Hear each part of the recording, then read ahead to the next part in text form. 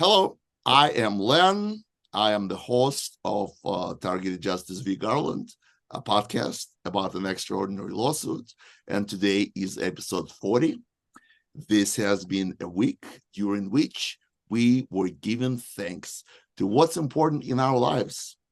And I'm thankful for fighting side by side with a person I'm proud to call my friend. Please say hello to my Sunday co-host, a woman of many talents, an attorney of impeccable stature, a Sherlock Holmes of all things targeting. Wonderful Anna Toledo. Hello, Anna.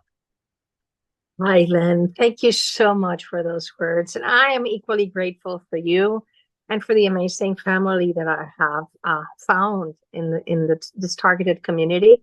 Because even though my real family was taken away from me, I now have really meaningful friends here. And I'm also have to say how grateful I am for having a purpose, a really big purpose in my life, which is ending this horrible program. Before I had, like I have said many times, I had a happy life despite the inconveniences of being targeted and not even knowing about it. But now I have a really meaningful life, and I thank you all for that. And I thank you. Thank you, Anna. We are definitely a part of something so much bigger than all of us. Today's show will uncover yet another secret of how the rights of targeted individuals have been blatantly taken away by the agencies that have not given us these rights, and how they're covering their tracks while conducting undoubtedly illegal activity. Let's not make our viewers wait and get right to the legal update. Today's legal update I called the disappearing sentences. On the last week show, we talked about the discrepancies between the two versions of the opening brief that Anna filed on September 5th, and it contained two sentences in question on page 20. And then on the very next day, Anna, you refiled this to correct a reference for court clerk's request. And in that version, the sentences disappeared. And we discussed the mechanics. We don't know exactly how it happened, but you did not delete it. Nevertheless, the fact remains that these sentences disappeared. That's what's important. And I want to show everybody specifically what these sentences are. So here's the September 5 version. Highlighted. None of them, referring to the plaintiffs as law-abiding citizens, none of them has ever been arrested, indicted, judged, convicted, or sentenced for a terrorist-related offense. None of the plaintiffs encounter security or screening obstacles when traveling. These two sentences disappeared from the September 5th version. The first sentence is still there, and then the rest disappeared. Would you like to make any comments about this? No, I just have to reiterate that it's not the court's fault that the version that left my house for filing on the 6th, that was retroactively filed with the date of the 5th, didn't contain those two sentences, but I didn't delete it. So I can just say that I don't know how it happened, but it happened before leaving my computer for filing in court. Understood. So Anna started investigation into the significance of this sentence. I remember the moment when I asked you, Anna, what do you think the significance of these sentences that disappeared? And your first answer was, well, I'm going to refile and we're going to have these sentences back. But then you started your investigation. You never stopped looking into things. And you said that in Kovac v. Ray, which is another legal case in front of the same Court of Appeals in the Fifth Circuit, contains almost identical sentence. And we talked about it on the last show. Look how close this is. There are two versions of this sentence in their brief. All of the plaintiffs are law-abiding American citizens who have been arrested, indicted, or convicted of a terrorism-related offense. And there's a second version. Plaintiffs are U.S. citizens who have never been charged, arrested, or convicted of a terrorism-related offense. I mean, it doesn't get any closer, right? And when the appellees, the defendant, the government defendants filed their brief, they immediately, just without skipping a beat, the first objection that they filed, they said they objected to this sentence as an attempt of plaintiffs to interject other issues. How valid do you think this argument is? Well, the thing is that at a district court level, it is true. The plaintiffs didn't argue that. So there is a rule that if you didn't argue it at a district court level, you're precluded from arguing it at a court of appeals level. But it just struck me that when they included that, because, you know, the argument at the district court level, which I told you, I think it's just so merit worthy, and it is that the TSDB impacts the lives of so many in so many ways that it has to be an act of Congress authorizing it. And there is no such thing as an act of Congress, a statute authorizing it. So that's what they had been arguing all along. And for the first time, they argued that in their appeal brief. But what I think is, if the government hadn't jumped and said, no, you can't say that, I probably, and probably the court wouldn't even pay much attention to it. But just the fact that they jump out and said, no, you can't talk about that. You can't mention that. That coupled with, you know, the disappearance of my sentences makes me believe, you know, made me keep searching, because there's certainly something there that is making them very antsy about it. And Anna went to investigate. Let's see where the crumbs lead to. Yes, Anna, I'm going to start calling you Anna Holmes, if you don't mind. So why are the government defendants singled out this specific sentence? Just like you said, they latched onto it immediately. This was their first objection. And why did almost identical sentences disappeared from our legal brief in Target Justice v. Garland? And let's see where it leads to. And what you told me, and your investigation led to the National Crime Information Center, or NCIC. This is an FBI outlet. It's maintained by the FBI. Was launched in 1967 and last updated in 1999. That's a typo. So the purpose of this is to provide a computerized database for ready access and distribution to law enforcement agencies and non-criminal justice agencies. Does it sound familiar?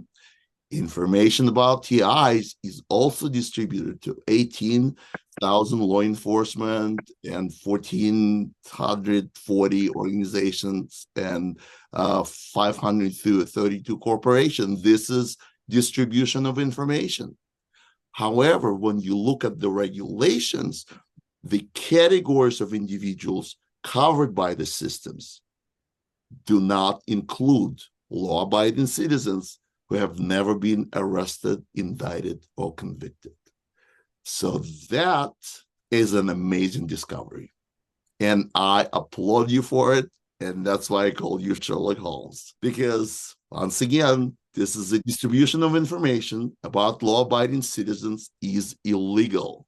And that makes us question, is this the reason behind the staunch objection to the disappearing sentences in Covers v. Ray and in Target Justice v. Garland? By vehemently objecting to and removing these disappearing sentences from the briefs, the defendants are showing their hand. They're showing their vulnerabilities. They jumped at it with such a force that it shows where the vulnerability is, I think. So yeah, so this is an indication of the vulnerable aspects of the defendant strategy. information about law-abiding citizens who have never been arrested, indicted, or convicted is not eligible for the distribution through National Crime Information System or Center, NCIC. Again, I don't know how they disappeared, so I want to make that very clear. But in the appeal brief, I do mention the NCIC because I did a search. I mentioned it 5 times. And that's precisely, the gist of our argument, which the government completely ignored because they want to go into the fantastical narrative, is that law-abiding citizens are not to be, it's government defamation to be labeled as a suspected terrorist when they have not been arrested, indicted, tried, accused, or convicted or sentenced of any terrorist offense. So that, you see, if those sentences wouldn't have disappeared, I wouldn't have realized that that is what the government or the defendants, fear the most. We have something called the presumption of innocence in the United States. And you cannot be putting innocent people on lists just because without probable cause. That list contains the most wanted lists, but let's say there is an outstanding arrest warrant for the person. But that warrant is there because there is probable cause. There is probably a sworn statement. Somebody went before a judge with those facts and obtained an arrest warrant for that person. But that doesn't happen with targeted individuals who FBI former Deputy Director Timothy Groh admitted there are a lot of people on that list that don't meet the terrorist criteria. So the gist of it is, like you say, there is no room for law-abiding citizens in any of the 14 lists distributed by NCIC, with the exception of missing persons, that there is a list there for missing persons, of course, because this is distributed throughout the nation and through Interpol, other countries, for people that have been kidnapped or disappeared. But other than that exception, I think most of them are just people that have either been convicted. There's an outstanding arrest warrant. They are violent gang members, and it has been documented with sworn statements and going before an Article 3 court judge, which is what makes things legal. That is our whole fight with the FISA court, is that it's not the equivalent of an Article 3 court that gives the guarantees, the due process guarantees to the person that is affected. So yeah, that's the key. And that's what we have been insisting, that the government cannot be telling all those people that these people are suspected terrorists when they are law-abiding citizens. I have a question for you in relation to the slide and the NCIC. Are you aware of any alternative way by which FBI would distribute this kind of information?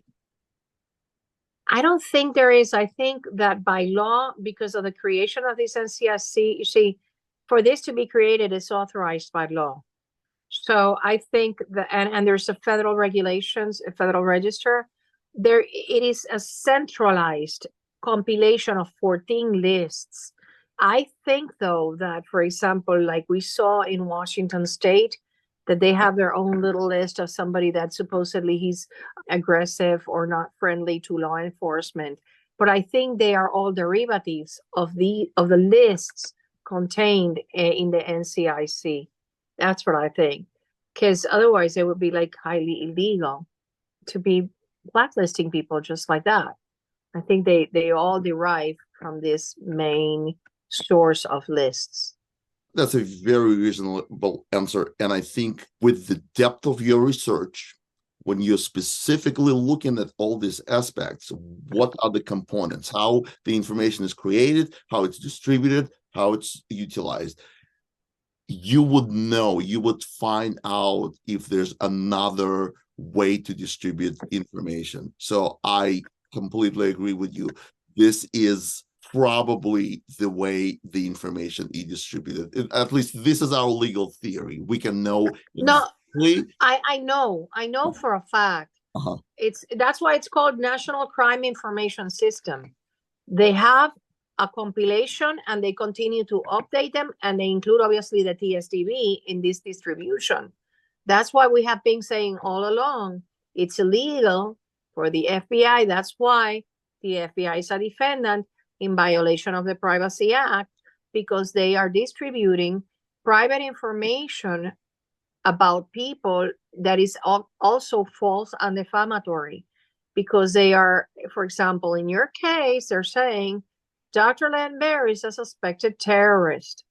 That is distributed to all those thousands of agencies that when you multiply it by the number of employees that get access to it, it may be in the millions, of people that get access to this information. So I know it's one system from where that feeds all law enforcement agencies. The story of the disappearing sentences. This is how I'm gonna call the show. I'm already giving it away because I'm so excited.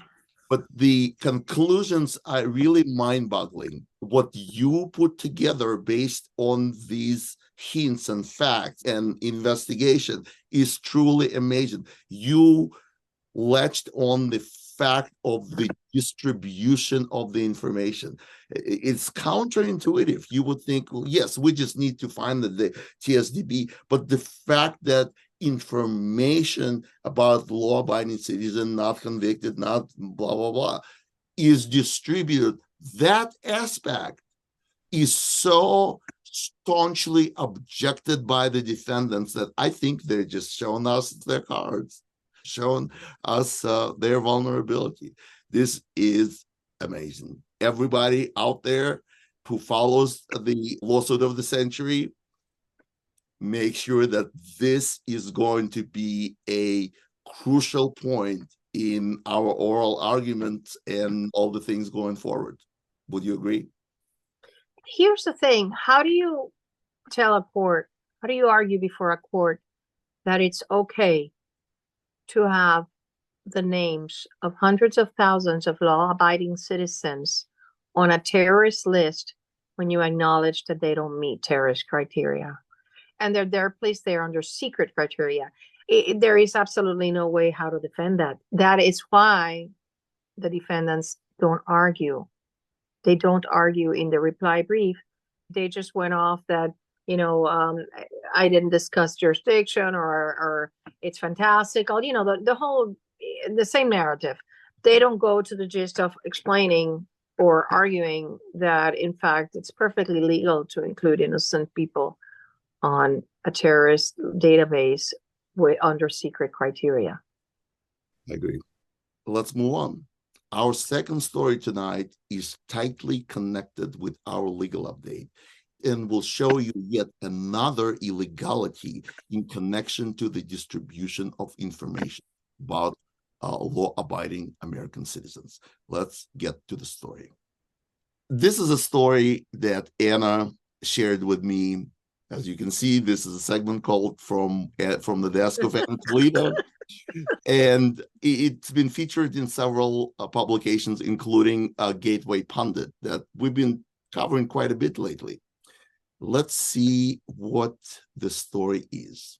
The story actually is about a clip of the Air Marshal, National Council Director, who stuns Fox News host when she reveals marshals are quietly following every person who flew to DC around January 6, 2021. Let's watch the clip. We're not flying right now. The only missions that we're doing are Quiet Skies missions, and those are missions that are following the January 2021 people. So we're either on the border for illegal immigrants, or we're following folks from January 2021. We're not doing our regular missions where we're out there looking for the bad guys. So right now on most flights, you're not going to have air marshals. What do you mean by that? You're following January 2021 people. What does that mean? That means our primary mission is a little group called Quiet Skies. It's a mission called Quiet Skies that we're following people that flew into the National Capital Region in January 2021. You did not have to go to the Capitol or the rally, and you've been put on a specific list that TSA now has assigned air marshals to follow these people who have not had any type of criminal investigation. They haven't committed a crime, but yet 3 years later, we're following the same individuals day in and day out. So you're saying that air marshals are now following people that were at the Capitol on January 6th, and they're not tracking terrorists at all? Well, they didn't even have to be at the Capitol, Carly. They could have just flown into the National Capital Region. So if anybody was there for a job interview, to visit family, we even had a gentleman that was there for a funeral. They put on this domestic terrorist list just because of their geographic location to Washington, D.C. So these people did not even commit a crime. They weren't even at the Capitol. What? Do those people know that they're on this list? Some of them do, because when they go to the airport, they get the quad S's on their boarding pass, and then they have to go through enhanced security. Then they're followed by teams of air marshals on any leg of flight that they have. So yes, a lot of them do know that they're being followed, yet they haven't been vetted and they have not committed a crime. And 3 years later, we're still doing the same duty, and we followed the same people over and over for 3 years who are no threat to this country. Have you noticed the face of the Fox News reporter? She looks like Britney Spears who's seen a ghost. I mean, her mouth is open too. Her jaw dropped. Very pretty reporter. But the information that I just put a few points together so we can talk about it. These are the takeaway points from Sonia Laboska's interview, who is a director of the Air Marshal National Council. Air marshals are stalking and following every single person who flew into the DC area around January 2021, even if they did not go to the US Capitol. Let that sink in. Here's a direct quote. We're not flying now. The only mission that we're doing are quiet skies missions. And those are missions that are following the January 2021 people. TSA has assigned air marshals to follow these people who have not had any type of criminal investigation. They have not committed a crime, but yet 3 years later, we're following the same individuals day in and day out. Anna, what's the verdict? What is awesome to me is it's pretty much the same language we use. She says, these are people that present no threat to this country, which is what we have been alleging since day one. It's a waste of American taxpayer money. It's a violation of the Fourth Amendment because you're going around chasing people. It's a Fourth Amendment violation. It's a taking of their persons and their, and their person and their property in the Fourth Amendment sense, because you cannot be following people around unless you have a probable cause. There's something really wrong. She says, we're not looking for the bad guys. She admits, these are good people, these are people that weren't even arrested, that have not committed any crime.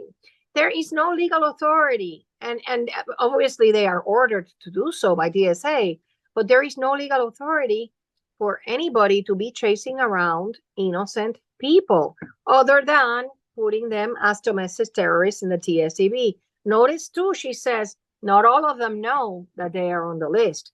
Not all of them get the 4 S's in their boarding pass. You see? Yeah. So, this, as well as the news last week of the baby and the former serviceman that was put on the list, this is what has to be shared, because people have to understand that the targeting is not just for targeted individuals. It was going to be rolled out to the rest of the population, anybody that dared oppose the current regime. Yes, and I think we will be hearing quiet skies more and more. And I understand that the TSA has an authorization from the Congress to make flying safe, so they can follow anybody who is suspected. But this woman is telling us that they're specifically following people who flew to Washington, D.C. on January 6th. That list they can only obtain from law enforcement, specifically the FBI. She said it's a list. TSA does not create lists, as far as I know. They receive the list from the FBI. That's exactly it. The only agency that has a responsibility of creating this list is the Terrorist Screening Center under the umbrella of the FBI, which in and of itself is under the Department of Justice. They're all supposed to look out for people's civil rights, constitutional rights, and that's not happening. So it's not like the Quiet Skies, and that's one of the things they're trying to say, that the Quiet Skies is another list. It's not. It's the TSDB. It's part of the TSDB, but maybe they have a subdivision of the J6ers in there. And that's why they pull out the names, they screen more the J6ers than, as she says, the bad guys. The real bad guys are not being screened because they're going around chasing innocent people. I have a thought about it. If the biosurveillance and the thought control is really a program that already rolled out and the government is monitoring everybody's thoughts, that's the best anti-terrorism program. You don't have to fly and expect somebody to start something if they didn't plan, and you would know if they planned because you read their thoughts. So air marshals have no business of flying because they would know through this program who is planning a terrorist attack. So they need to utilize U.S. Marshals for something else. I mean, just think about it. U.S. Marshals are on the planes for the safety, and they're not putting them on the planes for safety because there's another mechanism to prevent terrorist attacks. We know that mind reading, mind control, remote neural monitoring, you can read their thoughts, is a real thing, real technology. And we don't know the scale of it. It might have been already rolled out throughout the population. I totally agree with you, but let me just put this example in here. You know that there's different levels of clearance, right? The people at Shreevers reading the thoughts of targeted individuals and non-targeted individuals, those people don't necessarily communicate with the air marshals on the ground because it's a different security level, clearance level to be an active participant of a torture program that constitutes treason to this nation and continue to practice it. Let me give you the example of Robert Card, the shooter in Maine. Not only was he tortured by government criminals because he was hearing voices that led him, and subliminal messaging that led him to his violent conduct, but the criminals torturing him were reading his mind, and they knew that he was going to go murder people in those places he went to in Maine, and they didn't do anything to stop that. They could have disabled him. As you know, if these criminals wanted to kill us like this very moment, they could with one of their directed energy weapons and without leaving a trace. Or they could disable us. They could make us unconscious. They could have done that to Robert Card, who shot all those people in Maine, and they didn't. They set him up and they pushed him to his limits, and they pushed him to commit acts of violence. And that's why I say, and I reiterate, that the families of those victims have a very good cause of action against the criminals that tormented, tortured, and pushed Robert Card to commit those heinous acts. So the ones that read our thoughts, and this I learned from Mr. Lighthouse, the ones that read our thoughts do not communicate with the ones with the boots on the ground. And the same happens with the gang stalkers. They don't communicate because of their different security clearance levels. These people are tracking every person in the United States. There is not a need for a most wanted list because they can track everyone in the United States. So that's when you realize if they were communicating, then there wouldn't even be a most wanted list because they would have found everybody, because those over there doing the remote monitoring and the tracking with the Lockheed Martin satellites, they know where people are. Okay, based on this news story, this is sort of a representation of what I think is taking place. TSA conducts this following of law-abiding citizens because the FBI illegally distributes information about law-abiding citizens who have never been arrested, indicted, or convicted, etc., etc., etc. This is the Achilles heel, as you say. The FBI is only supposed to distribute that information about the criminals and not about law-abiding citizens who have never been arrested, indicted, or convicted. I'm going to know this phrase by heart by the end of the show. My next slide is about the Quiet Skies program, because we're hearing quiet skies, quiet skies, quiet skies. I finally want to do my own research.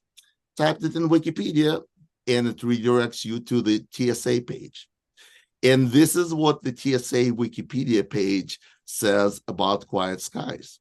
In July 2018, the Boston Globe reported on a secret program called Quiet Skies, under which armed undercover marshals in airports and on planes keep tabs on passengers' behavior and movements they deemed noteworthy, including abrupt change of direction in the airport, fidgeting, having a cold, penetrating stare, changing clothes, shaving, using phones, even using the bathroom, and send detailed information to the TSA. That pretty much covers everybody in airports. Yes, right? If you use a bathroom, that's a suspicious behavior. And then what's interesting, so the Boston Globe came out in 2018, and on the TSA website, there's not a section called Quiet Skies, so it's a secret program. But there's a Quiet Skies blog in August 2018, in the same year. And in that blog, here's a sentence that drew my immediate attention. Quiet Skies is another tool that allows the Federal Air Marshal Service to more efficiently deploy law enforcement resources. Hello, NCIC, Network Crime Information Center system, to focus on travelers who may present an elevated risk to aviation security.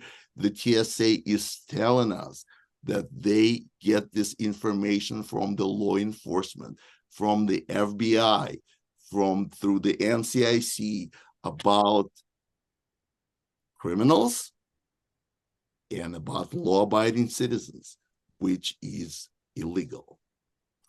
In that context, Len, this is so illegal because she admits that these are people that don't represent a threat to this country.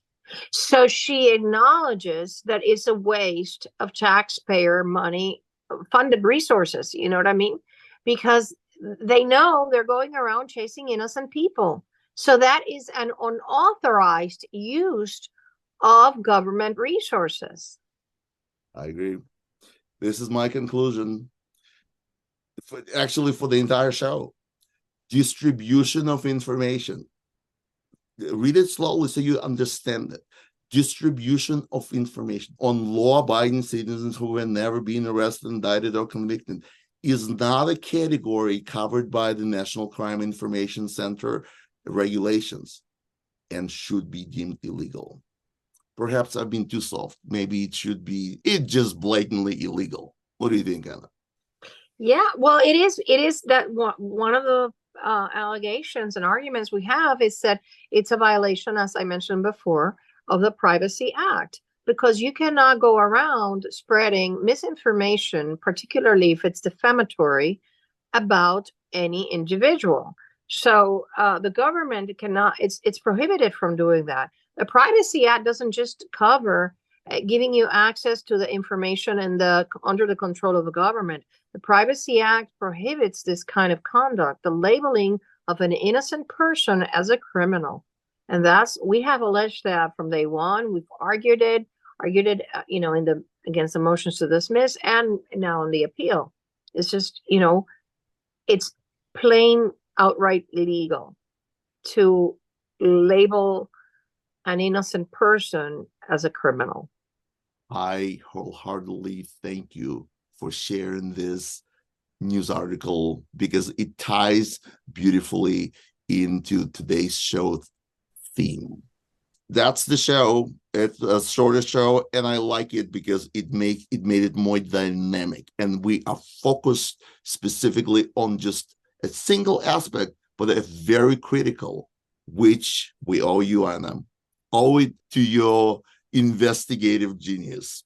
I just want to say, I have to file my reply by the 4th of December because I asked for an additional week in order to go check, compare both word by word.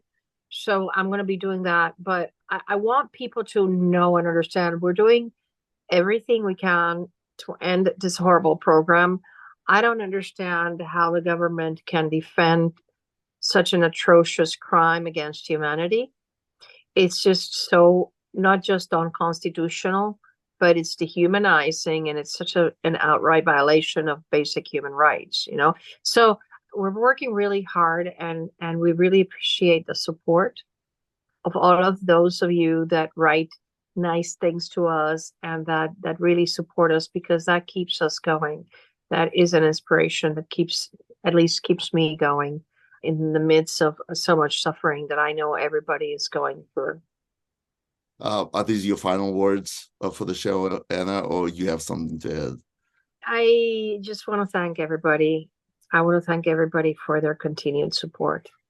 And you should know that we're not going to stop until we are free. Doesn't matter what happens, we're not going to stop until every single person, even in the last corner of Malaysia, is free. Your words are an inspiration to us all. Well, this is the end of the show. I already told you I'm going to call it the story of the disappearing sentences and the investigation that followed. I don't know about you, but I am truly astonished by the investigative genius of Anna Toledo, constructing just the right path to our freedom, supporting legal fight for the liberation of all targeted individuals is the utmost priority of mine, of Anna's, and of targeted justice. Unless this priority goes away, expect us to be here every Sunday, rain or shine.